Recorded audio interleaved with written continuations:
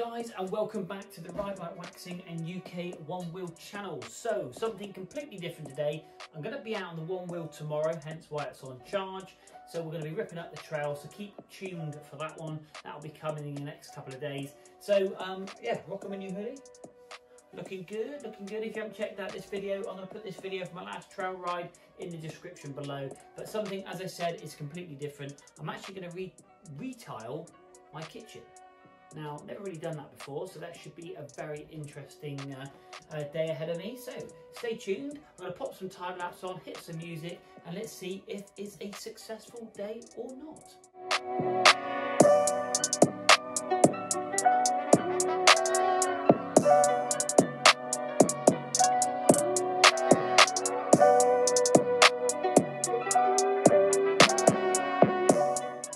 Okay, so from the workshop to the kitchen, I'm going to do something a bit different today. These glass splashback tiles, very nice, quite expensive, but they're just too busy, sadly. With everything we've got on the side, there's just too many colours, it's just too dark. So what we're going to do is we're going to actually mix it up a little bit. I'm going to try, now I've never done this before, is first attempt, but I thought I'd bring you along the journey, so if I come across any pitfalls, obviously, if anybody's watching this that's watching it to understand how to do it, they don't make my mistakes. So, like I say, we'll see how it goes. Going to go for quite a nice ivory, quite simplistic, basic tile in a brick formation with a dark grey grout which complements the black granite that's underneath. And we're just going to basically retile this area. So I've turned all the power off to the plug sockets. What I will do is just video the back of the plug sockets. We'll take photographs so I know where the wires are going. So I'm going to de-wire them so I can pull the plug sockets completely off. Attempt to get all these black glass tiles off, which again I've never done before, so that'll be interesting. They're going to be stuck like most probably something to a blanket. And we're going to attempt fitting these. So yeah, I thought I'd take you on the journey. I'm going to pop you on the time lapse. Like I say, power's off. I've got my safety gloves, I've got my safety goggles, I've got shoes on my feet because if glass goes everywhere I don't be cutting myself, and got screwdrivers to take the plug sockets off. So sounds quite simple, sounds quite straightforward. I think the challenge is going to be getting these ones off. Once they're off, I would have thought that would be relatively quite straightforward, and I try not to damage the plasterboard that's behind. So wish me luck, let's go.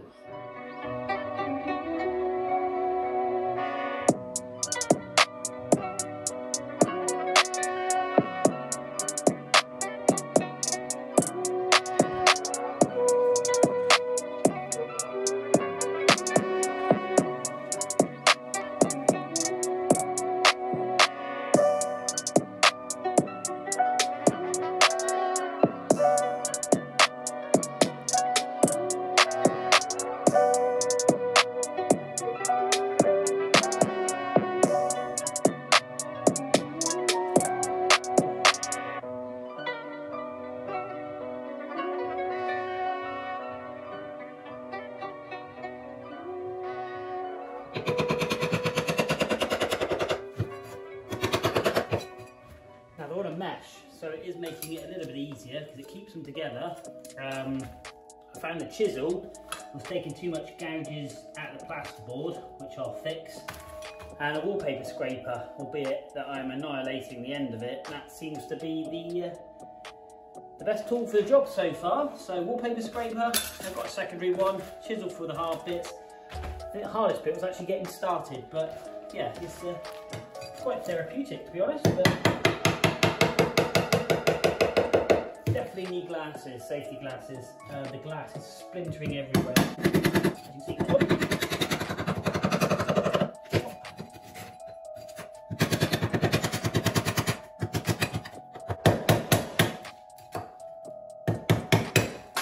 Oh, there you go. That's why you need safety glasses.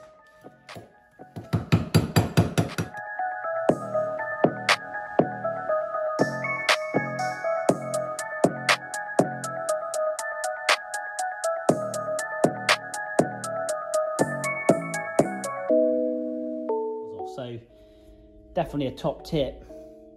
A very good, this is a Stanley one, but a very good quality wallpaper scraper and nice and sharp, but definitely gloves, definitely goggles. Anyway, we're making good progress. Let's crack on.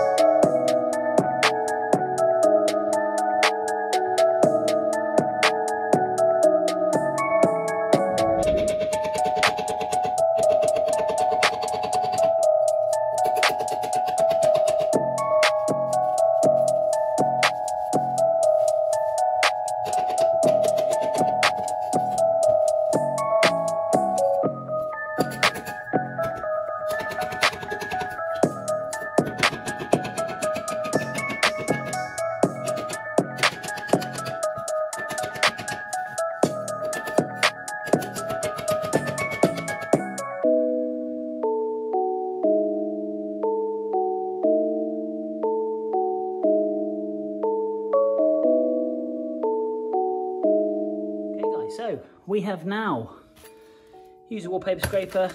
I must admit that was a bit easier than what I thought it would have been. We have taken a bit of the top coat of the plasterboard off. This is not plaster, luckily. This is just the paper that's on the plasterboard. Obviously the original paint that was on there, and obviously the original adhesive. Got a couple of gouges here, there and everywhere. But all in all, considering they were stuck on pretty good, I must admit with the meshing made a massive difference, because obviously once you get one going, the vibration actually releases the next one. But as you can see, it does shard on the glass extremely badly. So there's a lot of sharp glass around. So gloves and eye goggles are definitely a must. But we're going to get this cleaned up. I'm going to try and sand this back as best as possible, scrape off all the excess, and then really we've got quite a thick surface here to work with. As you can see, it's a good 20 mil. So the tile itself, even if I backfill some of these hollows with the adhesive that I'm using, and they come out a little bit more, isn't going to hurt. I wouldn't have thought. Just got to make sure the stuff that I'm sticking it to is definitely stuck to the wall, so it doesn't obviously lift. The other good things, the screws that hold the plug sockets in are already nice and long because the tiles that are already there. Let me just quickly show you those. So they will allow for the extra thickness of the tile. So if you are tiling for the first time and you don't have obviously tiles on the wall, you might find you have a shorter screw that holds a plug socket in just here. Of course, when you go to screw your plug socket in, your screw will be too short because obviously you've brought the wall depth out further. So just check to make sure your screws for your plug sockets are of a decent length. You can buy these in Screwfix, Toolstation here in the UK, or B&Q, longer screws. So and they're not expensive, but just a little tip just to finish off. But these are of a good length. So yeah, I'm going to clean this up and start sanding it back, and then we'll get on to laying some tiles down. So let's go.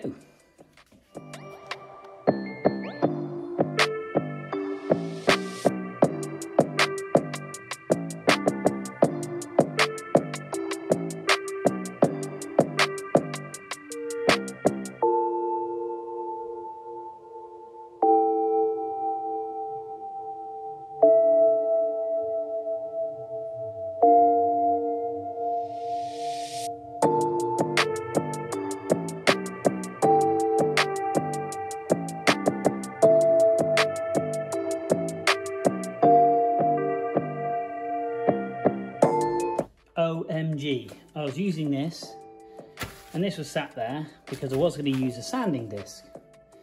This DeWalt cordless multi-tool, I use this a lot. This is absolutely awesome, this machine. So I've put this kind of scraper blade on the end, and this just eats through it. So yeah, if you can afford one of these, it does obviously cut wood and all sorts of other things. I use this a lot. This is brilliant. I use this on my ski waxing bench for detailing and stuff. But yeah, watch this.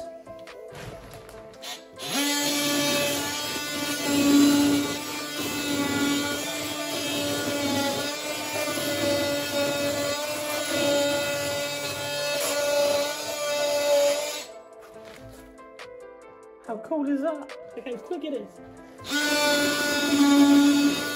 They say if you have the right tools, you can do the job quicker. So back to time lapse, and let's crack on with this thing.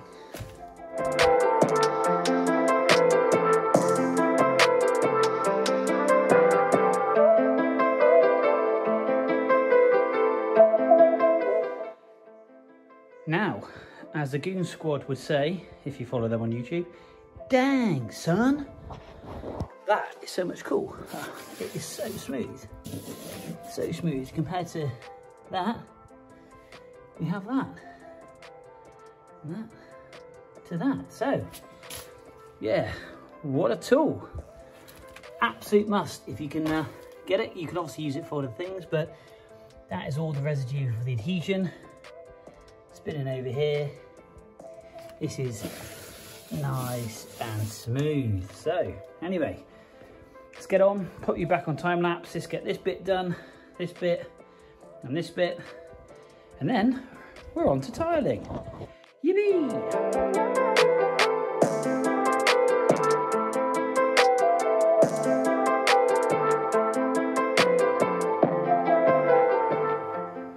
Okay guys, so unfortunately I can't sharpen my blade and it's gone extremely blunt, hence why it's now starting to flag a little bit on this behind, and I can't sharpen it because I've got all the electric off because of the plug socket. So let's give a bit of a review on the sanding disc. So we've got the sanding disc. I'm going to put my glasses back on.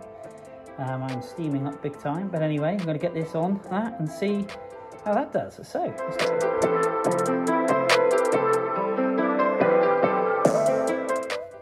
Wow, I actually thought that was quick. This is unbelievable. I love this tool, man.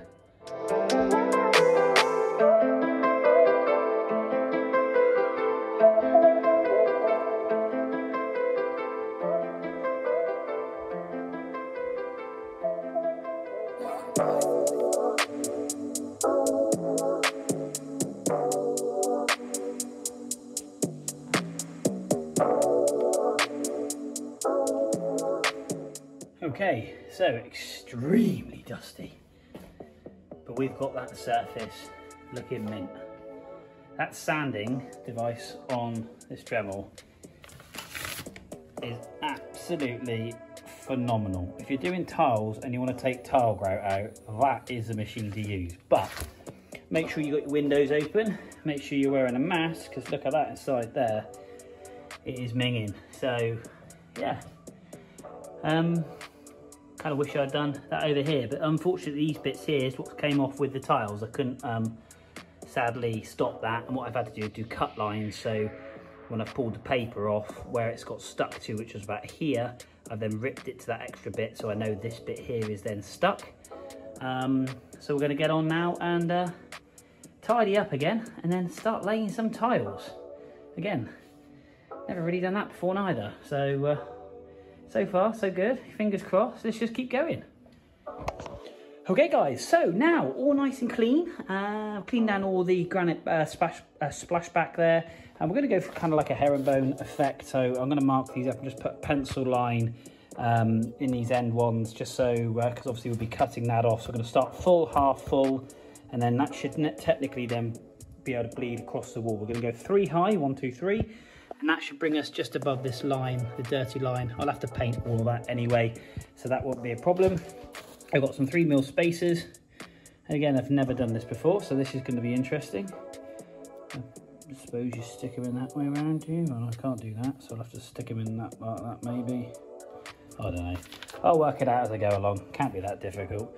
And I've also got a big bucket of pre-mixed adhesive, so I'm hoping that will work and do the job. I think it dries within 3 hours, and then obviously I've got my little liney thingy spatulas, notched float. There we go. So I've got a couple of those, and then obviously these are for the grout going inwards. That needs a clean, so we'll get that grouted up. And these are ones that I've kind of commandeered over my years of doing concreting and bits outside. So yeah, we'll give this a go. And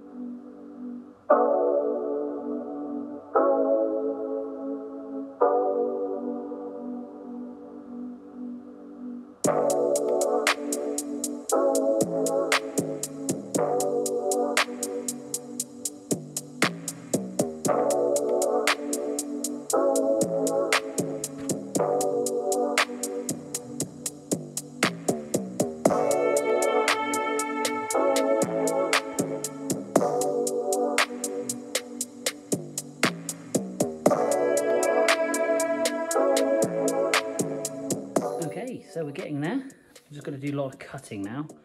So I've got that one laid over there, which is just off time lapse. But I need to cut around that, obviously, cooker switch, obviously through the multi-switches. So I've got a lot of cutting to do, one here, and obviously cut these little bits in so I can actually finish this top line off just here. But I think other than that, and that one just up there, looking good. So I'm going to do some cutting, then we'll come back and finish this off.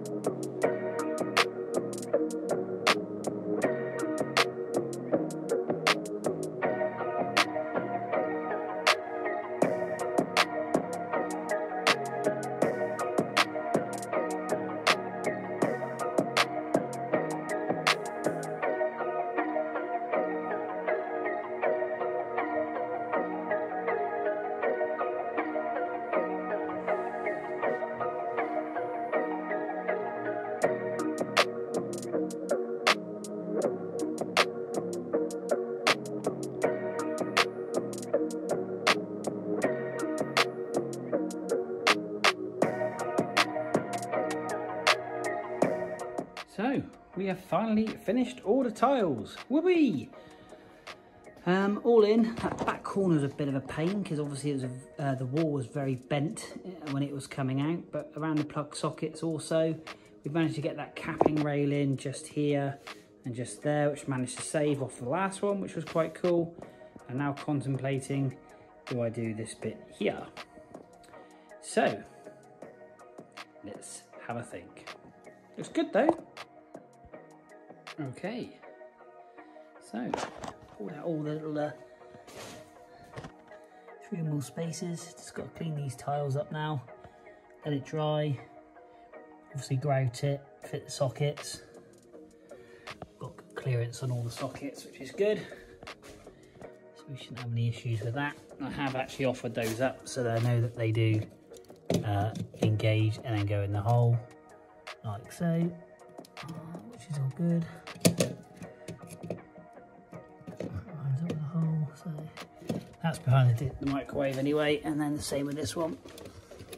All good, all gravy. So yeah, the magic of television.